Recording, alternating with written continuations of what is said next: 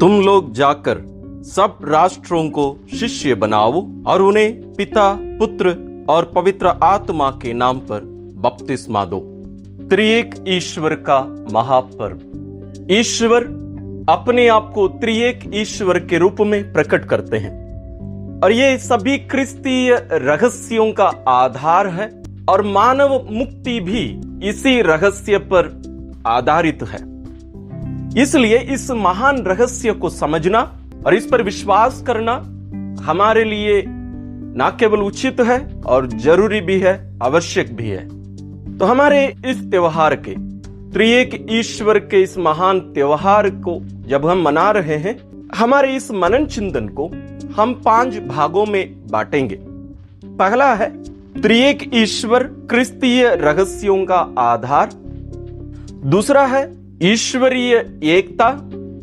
तीसरा है ईश्वरीय अनेकता। चौथा है मिशन, ईश्वर को प्रकट करता है। और 5वां मानव मुक्ति। तो आइए हम प्रारंभ करें। पहला बिंदु, जैसे मैंने कहा, यह हमारे क्रिस्तीय रहस्यों का आधार है। ईश्वर से ही सब कुछ उत्पन्न होता है, प्रारंभ होता है। उत्पत्ति ग्रंथ अध्याय 1 पद संख्या 26 और 27 में हम पढ़ते हैं, ईश्वर कहते हैं, हम मनुष्य को अपने प्रतिरूप बनाए, वह हमारे सदृश हो। ईश्वर अपने आप को बहुवचन में प्रकट करते हैं। यानी इसका मतलब यह नहीं कि बहुत सारे ईश्वर हैं। हम इस रहस्य को और गहरे रूप से और आगे समझेंगे। और एक बात मैं शुरू में ही बताना चाहता हूं, इसके ऊपर इसके पहले भी हम एक वीडियो बना चुके हैं। एक एपिसोड पहले से ही बनाया जा चुका है, उसका लिंक मैं डिस्क्रिप्शन में दूंगा, आप जरूर उसको भी देखिएगा ताकि आप गहरे रूप से इस रहस्य को समझ पाएंगे। बपतिस्मा ग्रहण करते समय और उसके पहले यदि छोटे बच्चे बपतिस्मा ग्रहण कर रहे हैं तो पुरोहित माता पिता और धर्म माता पिता से उस बच्चे की ओर से एक प्रकार से उस बच्चे के स्थान पर उनसे पूछते हैं, या यदि बड़े लोग हैं तो उसी व्यक्ति से इस त्रिएक ईश्वर पर विश्वास के बारे में प्रश्न करते हैं। और हम कहते हैं, हाँ मैं विश्वास करता हूं। इन 3 व्यक्तियों के नाम पर, पिता और पुत्र और पवित्र आत्मा के नाम पर हम बपतिस्मा ग्रहण करते हैं। जैसे मत्ती रचित सुसमाचार अध्याय 28 पद संख्या 19 में हमने जैसे शुरू में ही सुना, यीशु कहते हैं, तुम लोग जाकर सब राष्ट्रों को शिष्य बनाओ और उन्हें पिता, पुत्र और पवित्र आत्मा के नाम पर बपतिस्मा दो। ये प्रभु यीशु का आदेश था। और हमारा क्रिस्तीय जीवन त्रिएक ईश्वर पर विश्वास और उनके साथ ही प्रारंभ होता है और उनमें ही जाकर ये समाप्त होता है, पूर्ण होता है। इसलिए यह रहस्य हर अन्य रहस्यों का प्रारंभ और आधार है। त्रिएक ईश्वर के इस रहस्य के बिना हम अन्य कोई भी रहस्य को ना तो पूर्ण रूप से समझ पाएंगे और ना उसका अर्थ हम जान पाएंगे। मानव मुक्ति भी इसी पर ही आधारित है, जिसके बारे में हम अंत में हम मनन करेंगे। जैसे प्रभु यीशु हमारे मुक्तिदाता हैं, यह हमारा विश्वास है। कलीसिया एक संस्कार है, यानी ईश्वर के मुक्ति कार्य आज ईश्वर कलीसिया के द्वारा संपन्न करते हैं और सातों संस्कारों के द्वारा ईश्वर अपना ईश्वरीय जीवन हमें प्रदान करते हैं। और ईश्वर का वचन और अन्य सभी रहस्य, कोई भी रहस्य हम ले लें, इन सब रहस्यों का आधार पवित्र तृत्व है। इसलिए हमारे सभी रहस्यों का यह आधार है। दूसरा बिंदु है ईश्वरीय एकता। जब हम बाइबल में पढ़ते हैं ईश्वर एक है, इसका अर्थ यह नहीं है जैसे हम गणित में बोलते हैं एक, गिनती एक की बात नहीं है ये, बल्कि ये और कुछ ज्यादा है। हम इस विषय पर अभी मनन करेंगे। विधि विवरण ग्रंथ अध्याय 4 पद संख्या 39 में ईश्वर कहते हैं, आज यह जान लो और इस पर मन ही मन विचार करो कि ऊपर आकाश में तथा नीचे पृथ्वी पर प्रभु ही ईश्वर है, उसके सिवा कोई और ईश्वर नहीं है। यानी वो एक ही ईश्वर है, एक ही प्रभु है। हम पवित्र तृत्व के बारे में जब हम मनन करते हैं, यानी त्रिएक ईश्वर, 3 में 1 और एक में 3, मतलब 3 व्यक्ति हैं। इसके बारे में हम अगले बिंदु में मनन करेंगे। ये 3 व्यक्तियों को हम जोड़ते नहीं हैं। जैसे गणित में हम जोड़ते हैं एक प्रकार से, कितने व्यक्ति हैं तो हम जोड़ते हैं 1 2 3 4, लेकिन जब बात रिश्ते की आती है तो इसका गुना किया जाता है। जैसे मैंने कहा, सभी क्रिस्तीय रहस्यों का आधार पवित्र तृत्व है। यह हमारे पारिवारिक जीवन में सटीक प्रकट किया जाता है। उदाहरण के लिए ईश्वर जैसे अपने आप को कहते हैं, मैं एक ईश्वर हूं, लेकिन उस एक ही ईश्वर में हम 3 व्यक्तियों को देखते हैं। इन तीनों व्यक्ति एक बने रहते हैं। कैसे? इस रहस्य को ईश्वर हम पर प्रकट करते हैं। संत पौलुस प्रभु यीशु और कलीसिया के बीच के संबंध को पारिवारिक जीवन के साथ जोड़कर वे हमें समझाते हैं। एफेसियों के नाम संत पौलुस का पत्र अध्याय 5 पद संख्या 21 से लेकर अध्याय 6 पद संख्या 9 तक पूरा वे पारिवारिक जीवन और प्रभु यीशु और कलीसिया के बीच के संबंध के बारे में तुलना करके हमें समझाते हैं। आप जरूर इसको पढ़िएगा। इसमें से एक वचन मैं आपको पढ़ के सुनाना चाहता हूं। यह एक महान रहस्य है। मैं समझता हूं कि यह मसीह और कलीसिया के संबंध की ओर संकेत करता है। पद संख्या 32। और जब ईश्वर मनुष्य को बनाए, वे कहे अब ये 2 शरीर नहीं रहेंगे बल्कि एक ही शरीर। इनकी पहचान एक ही होगी। इसलिए प्रभु यीशु भी कहते हैं, जैसे पुराने विधान में ये कहा गया है, जिसे ईश्वर ने जोड़ा है उसे मनुष्य अलग ना करे।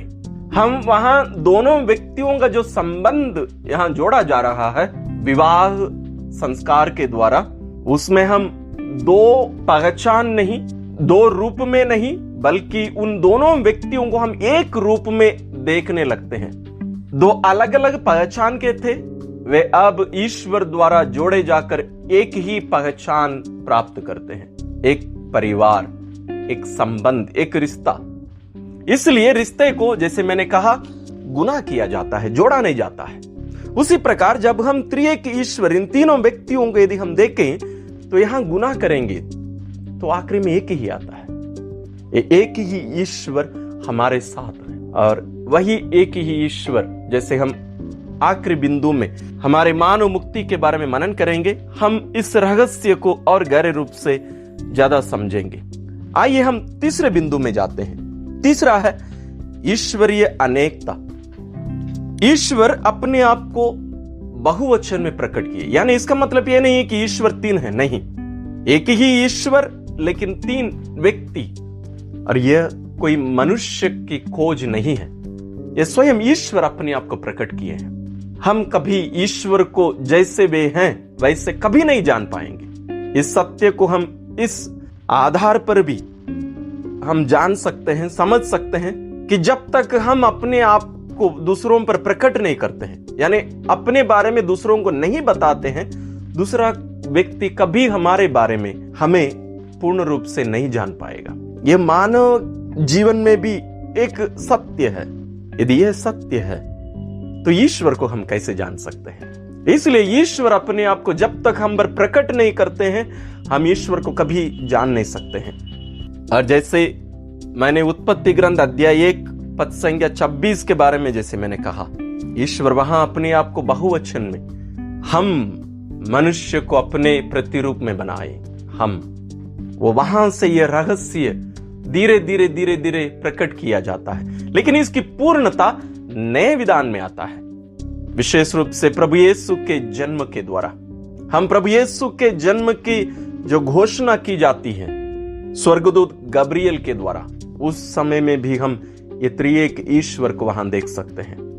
संत गब्रियल आकर उनसे कहते हैं, ईश्वर का आत्मा आप पर आएगा, ईश्वर की शक्ति की छाया आप पर पड़ेगी, इसलिए आपसे जो उत्पन्न होंगे वे पवित्र होंगे और ईश्वर के पुत्र कहलाएंगे। देखिए, तीनों वहां अपने आप को प्रकट करते हैं स्वर्गदूत गब्रियल के द्वारा। और हम आगे विशेष रूप से प्रभु यीशु के बपतिस्मा प्राप्त करने के बाद जो घटना होती है, उसमें हम तीनों व्यक्तियों को देख सकते हैं। स्वर्ग खुल जाता है पवित्र आत्मा कपोत के रूप में प्रभु पर उतर कर आते हैं और स्वर्ग से पिता कहते हैं, ये मेरा प्रिय पुत्र है, मैं इससे अत्यंत प्रसन्न हूं। ये मेरा पुत्र है, यानी ये पुत्र का पिता है। वो एक संबंध यहां प्रकट करते हैं। हम संपूर्ण बाइबल में एक प्रकार से पहली बार ये सुनते हैं, ये पिता और पुत्र। ईश्वर अपने आप को एक संबंध के रूप में यहां प्रकट करते हैं। पिता और पुत्र का अर्थ ही क्या होता है?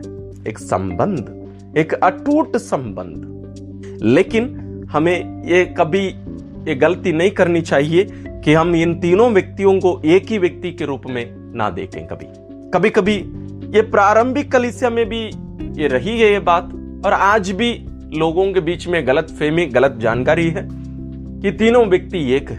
नहीं, तीनों व्यक्ति अलग अलग हैं। पिता पुत्र नहीं है और आत्मा भी नहीं है। पुत्र ना तो पिता है ना आत्मा है, और आत्मा ना तो पिता है ना पुत्र है। तीनों व्यक्ति अलग अलग व्यक्ति हैं, अलग अलग रूप नहीं है। इसको समझिएगा, ये अलग अलग रूप नहीं है। जैसे पवित्र आत्मा अलग अलग रूप में इस धरती पर दिखाई दिए हैं, जिसके बारे में हम पेंतकोस्त त्योहार के बारे में जब हम मनन किए उसमें हम देखे हैं।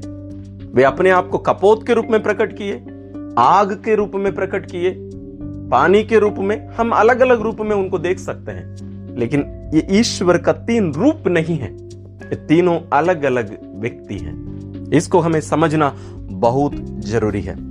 इसको और गहरे रूप से समझने के लिए आप जरूर निसिया का जो धर्मसार है, जिसको हम रविवार के दिनों में और महापर्व के दिनों में हम जो अपना विश्वास प्रकट करते हैं, आप जरूर उसको पढ़िए।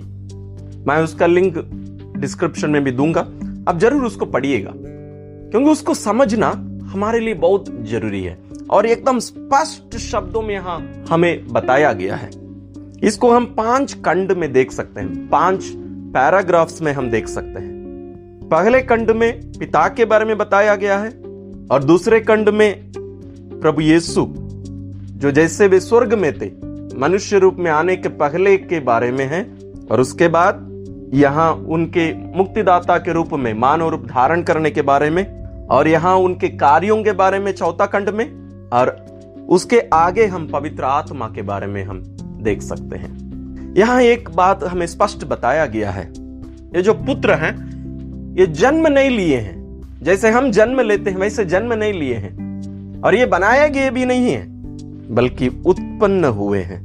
ये सृष्टि नहीं है, ये पिता से उत्पन्न हुए हैं, और पवित्र आत्मा पिता और पुत्र दोनों से प्रसृत होते हैं, यानी निकलते हैं। इस सच्चाई को हम उनके मिशन कार्य में भी देख सकते हैं। देखिए, पिता अपने पुत्र को इस पृथ्वी पर मानव रूप में भेजे, मुक्तिदाता के रूप में पिता भेजे, पवित्र आत्मा नहीं भेजे हैं। पवित्र आत्मा के द्वारा पुत्र ईश्वर मरियम से शरीर धारण किए। उसी प्रकार हम देखते हैं पुत्र और पिता दोनों मिलकर पवित्र आत्मा को इस धरती पर भेजे। जैसे पवित्र आत्मा पिता और पुत्र से प्रसृत हुए हैं, यानी उनसे निकले हैं, उसी प्रकार इस धरती पर भी उन दोनों के द्वारा भेजे गए हैं। यानी ईश्वर अपने आप में जो सत्य है, जो रहस्य है, उसे मिशन में प्रकट करते हैं, और जिस रूप में यह मिशन कार्य संपन्न हुआ उसी प्रकार हमारी मुक्ति भी उसी प्रक्रिया में होगी, जिसके बारे में हम अंत में मनन करेंगे। तो मैं विश्वास करता हूं आप जरूर इस बात को समझ गए होंगे, कैसे ये भिन्नता त्रिएक ईश्वर को अलग अलग व्यक्ति के रूप में हम पर प्रकट किया जाता है। चौथा बिंदु है मिशन ईश्वर को प्रकट करता है। जैसे अभी मैंने आपको बताया, ईश्वर अपने इस मिशन कार्य में पुत्र ईश्वर विशेष रूप से मानव बनकर आते हैं, और पवित्र आत्मा कोई रूप नहीं लेते हैं, अपने आप इधर इस दुनिया में हमारे हृदय में हम में निवास करने और कलीसिया को संचालित करने के लिए इस धरती पर विद्यमान है। लेकिन हम देखते हैं प्रभु यीशु इस धरती पर मानव रूप धारण करके आए। उनका एक ही रूप था, यानी वो मानव रूप, कोई अन्य रूप में पुत्र ईश्वर इस दुनिया में आए नहीं है। तो ये पुत्र ईश्वर मरियम से शरीर धारण किए, लेकिन पवित्र आत्मा को हम देखते हैं वो हम में निवास करते हैं, वो कोई रूप या शरीर धारण नहीं करते हैं। दूसरा है, जैसे मैंने कहा, प्रभु यीशु यानी पुत्र ईश्वर पिता के द्वारा भेजे गए, लेकिन पवित्र आत्मा पिता और पुत्र दोनों के द्वारा भेजे गए। तीसरा, प्रभु यीशु का यानी पुत्र ईश्वर का एक ही रूप है, मानव रूप, लेकिन पवित्र आत्मा का 8 रूप है। जैसे मैंने कहा, इसके बारे में हम पेंतकोस्त के बारे में जब हम मनन किए, उसमें हम इसको विस्तार रूप से मनन किए हैं। आप जरूर वहां इसके बारे में देखिए और सुनिए। चौथा है, प्रभु यीशु यहां हमारे समान रहे, यानी समय और जगह दोनों से वे सीमित थे। वो बेतलहम में, नाजरेत में या गलीलिया में और अलग अलग जगह पर जहां वे थे वहीं पर थे। वो जब उस मानव रूप में थे, उस मानव रूप में रहते समय वे अन्य दूसरे जगह पर वो उस रूप में उपस्थित नहीं थे। लेकिन हम पवित्र आत्मा को देख सकते हैं, पवित्र आत्मा हर जगह पर है, क्योंकि प्रभु यीशु मानव रूप धारण किए थे, पूर्ण रूप से मनुष्य थे, हमारे समान थे, तो अपने आप को सीमित कर दिए थे वे। पांचवा है, प्रभु यीशु हम सबों के लिए मुक्ति प्राप्त कर चुके हैं। हम सबों के लिए कार्य संपन्न हो चुका है ईश्वर की ओर से। हम सभी ईश्वर के साथ पुनर्जीवित किए जाकर हम स्वर्ग में हैं। संत पौलुस हमसे कहते हैं, ईश्वर की दृष्टि से, ईश्वर की ओर से कार्य संपन्न किया जा चुका है। लेकिन हम देखते हैं हमारी ओर से हमें उस मुक्ति को अपनाना जरूरी है, प्राप्त करना जरूरी है। और वो जो प्रक्रिया है उसमें पवित्र आत्मा हमारे साथ है। तो यीशु जो मुक्ति के फलों को हमारे लिए प्राप्त किया अपने जीवन के द्वारा, उन्हें संस्कारों के द्वारा, संस्कारों को कलीसिया के द्वारा हम सबों को देते हैं और वहां पवित्र आत्मा उपस्थित रहकर कार्य करते हैं। हम मिसा बलिदान में भाग लेते समय ध्यान से यदि जो बातें वहां बोली जाती हैं, यदि हम उसको ध्यान से सुने तो हमें ये सच्चाई, ये रहस्य हम समझ सकते हैं। छठवां है, हम देखते हैं प्रभु यीशु अपने आप को दाखलता के रूप में प्रकट करते हैं। प्रभु यीशु कहते हैं, मैं दाखलता हूं और तुम डालियां हो। हम ये जो मुक्ति कार्य के जो फल हैं, प्रभु यीशु के द्वारा प्राप्त किए गए फल हैं, उन्हें हम यीशु से जुड़े रहकर हम उनसे ग्रहण करते हैं। जैसे एक डाली पेड़ से या पौधे से जुड़े रहकर उससे जीवन रस प्राप्त करता है, उसी प्रकार हम भी यीशु से जोड़े जाकर पवित्र आत्मा के द्वारा, जैसे संत पौलुस कहते हैं, कलम किए जाकर हम यीशु के साथ जोड़ दिए गए हैं और हमारा ये संबंध, ये रिश्ता के कारण ही हम जीवित हैं। और हम देखते हैं, जैसे मैंने कहा, पवित्र आत्मा हमें यीशु के साथ जोड़ते हैं, हमें कलम करते हैं और अपने फलों के द्वारा और वरदानों के द्वारा हमें विभूषित करते हैं। सातवां है, प्रभु यीशु एक मंदिर के रूप में अपने आप को प्रकट करते हैं। प्रभु यीशु कहते हैं, इस मंदिर को ढा दो, यानी यरूशलेम मंदिर को देखकर, और कहते हैं 3 दिनों में मैं इसको खड़ा कर दूंगा। और हम जानते हैं प्रभु यीशु अपने शरीर रूपी मंदिर के बारे में बात कर रहे थे और हम सभी उस मंदिर में हम जोड़े जाते हैं। इसी के बारे में संत पौलुस एफेसियों को लिखते हुए अपना पत्र अध्याय 2 पद संख्या 19 से 22 में वे स्पष्ट रूप से कहते हैं, आप लोगों का निर्माण भवन के रूप में हुआ है, जो प्रेरितों तथा नबियों की नींव पर खड़ा है और जिसका कोने का पत्थर स्वयं ईसा मसीह है। उन्हीं के द्वारा समस्त भवन संगठित होकर प्रभु के लिए यानी पिता के लिए पवित्र मंदिर का रूप धारण कर रहा है। उन्हीं के द्वारा आप लोग भी इस भवन में जोड़े जाते हैं, जिससे आप ईश्वर के लिए एक आध्यात्मिक निवास बने, यानी मंदिर जो मनुष्य के हाथों से नहीं बनाया गया है। वास्तव में कलीसिया यही है। और संत पेतरुस भी अपने पहले पत्र अध्याय 2 पद संख्या 4 और 5 में भी यही बात दोहराते हैं, हम जीवंत पत्थरों के रूप में प्रभु यीशु के पास जाएं और जीवंत पत्थरों का एक आध्यात्मिक भवन बने, मंदिर, जो कि उसका कोने का पत्थर स्वयं प्रभु यीशु है। इस रहस्य को हमें समझना और अनुभव करना, जीना बहुत जरूरी है। यही मिशन है। और इस मिशन में, जैसे मैंने कुछ समय पहले भी बताया, ईश्वर जैसे वे हैं वैसे अपने आप को यहां प्रकट करते हैं। पिता पुत्रों को भेजते हैं, पिता और पुत्र दोनों मिलकर पवित्र आत्मा को इस धरती पर हम पर भेजे हैं। और आखिरी बिंदु, मानव मुक्ति का मतलब क्या है? हम सोचते हैं मुक्ति का मतलब यहां से मरकर स्वर्ग में जन्म लेना या स्वर्ग जाना। वास्तव में वो नहीं है। जरूर वो उसका एक अंश है, एक भाग है, लेकिन वो सब कुछ नहीं है। मुक्ति इस त्रिएक ईश्वरीय जीवन में सहभागी होना है, इसमें प्रवेश करना है।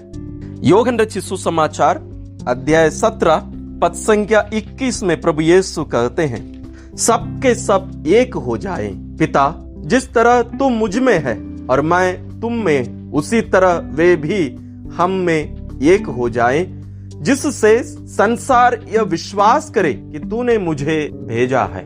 तो प्रभु यीशु का मिशन कार्य का लक्ष्य यही था, हम सभी पिता और पुत्र और पवित्र आत्मा में एक हो जाएं, उनके साथ जोड़ दिए जाएं। यूहन्ना रचित सुसमाचार अध्याय 13 से लेकर 17 तक आप पढ़ेंगे तो इस रहस्य को यीशु बार बार दोहराते हैं, तुम मुझ में रहो, मैं तुम में रहूं। और आगे कहते हैं, जैसे मैं पिता में हूं और पिता मुझ में है, वैसे तुम मुझ में रहो और मैं तुम में रहूं। उस त्रिएक ईश्वरीय रहस्य में हमें प्रवेश करने के लिए हमें आमंत्रित करते हैं।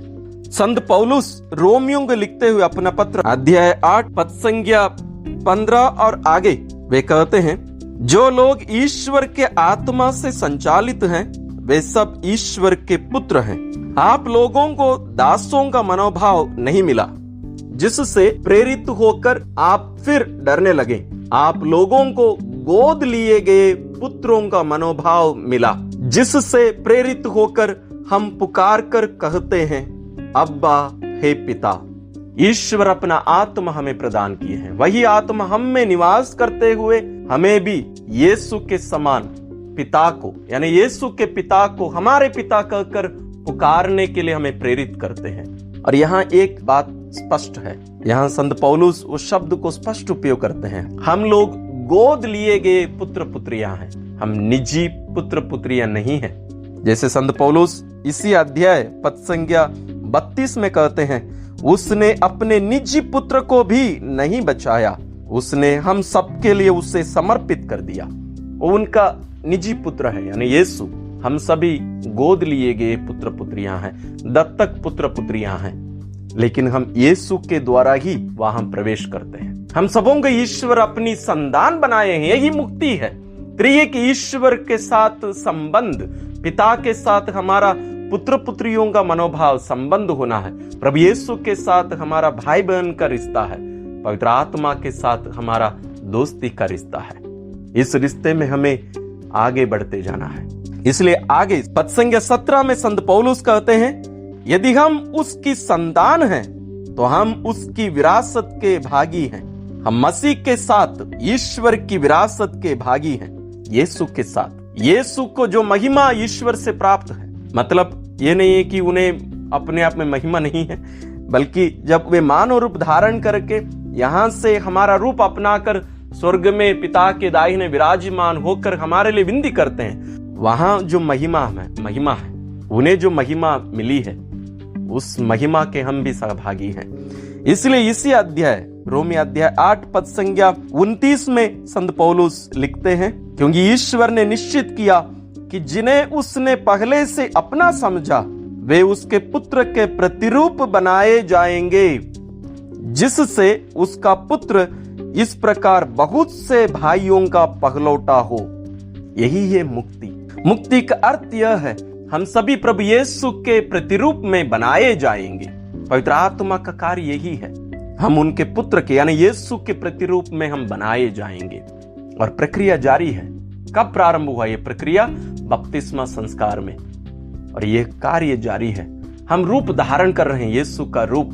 इसलिए संत लोग कहते हैं, हम सभी कलीसिया रूपी मां के गर्भ में हैं, हमारा गर्भ धारण हो रहा है, यहाँ हम प्रभु यीशु का रूप धारण कर रहे हैं। इसलिए संस्कार सब महत्वपूर्ण है। इसलिए कलीसिया कहती है, कलीसिया के बाहर मुक्ति नहीं है। उसका अर्थ यही है, क्योंकि मुक्ति का मतलब प्रभु यीशु के समान बनाए जाना, त्रिएक ईश्वर के साथ संबंध में रहना। हमें प्रभु यीशु के नाम पर विश्वास के द्वारा ही हमें मिलता है। संत पौलुस आगे लिखते हैं, उसने जिन्हें पहले से निश्चित किया उन्हें बुलाया भी है, जिन्हें बुलाया उन्हें पाप से मुक्त भी किया है, और जिन्हें पाप से मुक्त किया उन्हें महिमान्वित भी किया है। यानी ईश्वर अपनी महिमा हमें प्रदान करते हैं, उस ईश्वरीय परिवार में हमें सम्मिलित करते हैं। कितना अद्भुत कार्य है। इसलिए हम अपने क्रिस्तीय जीवन में त्रिएक ईश्वर के बारे में विशेष रूप से जब हम मनन करते हैं, इस रहस्य को, विशेष रूप से हमारे विश्वास को, हमारी मुक्ति को हमें उसके साथ जोड़कर देखना बहुत ही आवश्यक है। हम ईश्वर से, त्रिएक ईश्वर से प्रार्थना करें कि ईश्वर इस रहस्य को समझने की शक्ति, कृपा हमें प्रदान करे और जो मुक्ति हमें प्रदान किए हैं उनके संतान बनने का उस महान तोहफा को, उस कृपा को, उस दान को हम पूर्ण रूप से ग्रहण करके उस कृपा के महानता को, महत्व को हम समझकर इस दुनिया में हम आनंदित होकर खुशी और आनंद के साथ ईश्वर के संतान के रूप में जीने और प्रभु यीशु के रूप में परिवर्तित होते जाने के लिए अपने आप को अर्पित करने की कृपा और ईश्वर के इस कार्य को, मिशन कार्य को जारी रखने की जो जिम्मेदारी हमें दी गई है, उसको भी संपन्न करने की जिम्मेदारी, शक्ति, सामर्थ्य ईश्वर हम सबों को देते रहने के लिए हम ईश्वर से प्रार्थना करें।